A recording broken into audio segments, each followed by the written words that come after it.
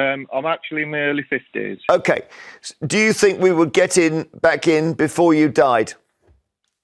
I think we'll be back in within the next 3 or 4 years, I think. Wow. That's a big shout, because that would require Labour to get on it now, and they are not having a good weekend at the moment. Well, I think they'll be having a worse weekend if they don't get a move on, because everybody is so frustrated. I was a Brexit voter, yeah, but what I was hoping for is when we had all the promises from Boris Johnson that we were actually going to see some positive effects of Brexit. And we haven't seen any positive effects, just negative effects, even down to going abroad on holiday. We're made to snake round all these queues and everything to show our passport, when all the other people from Europe just go in a separate queue. You know, women and children this way, Europeans this way, English. You know, they just treat us like second-class citizens now, make us queue up for longer and just make life really, really difficult for us. And everybody's so frustrated with it. And I think when I say we need to get back in as quickly as possible, I wouldn't be saying that if there were actually some benefits. You know, we were no, I hear you. Yeah.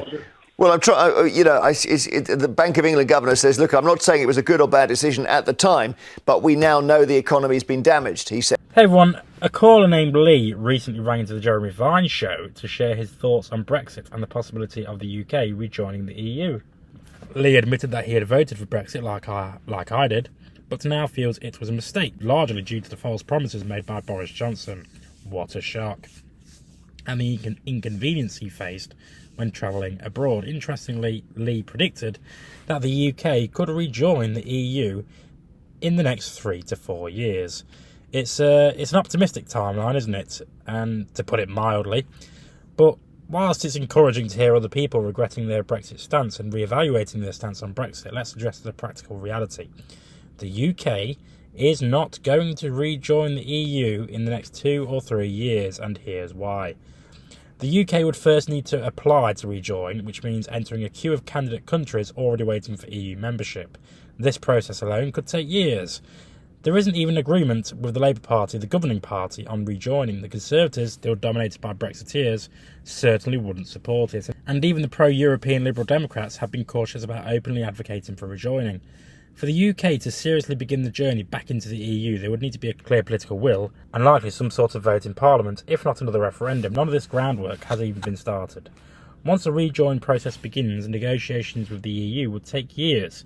This is not a quick or simple process. It's heartening to see that people are beginning to see the damage that Brexit has caused, like I have, but focusing on airport queues while frustrating isn't the core issue, is it really? The real problems are the damage to the economy, labour shortages in critical sectors like the NHS, and the inability of businesses to access the workforce and markets they need.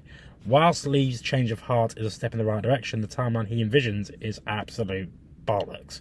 But let me know what you think in the comments. I've been Jake from Just Jake. As always, subscribe to the channel, and I'll see you next time.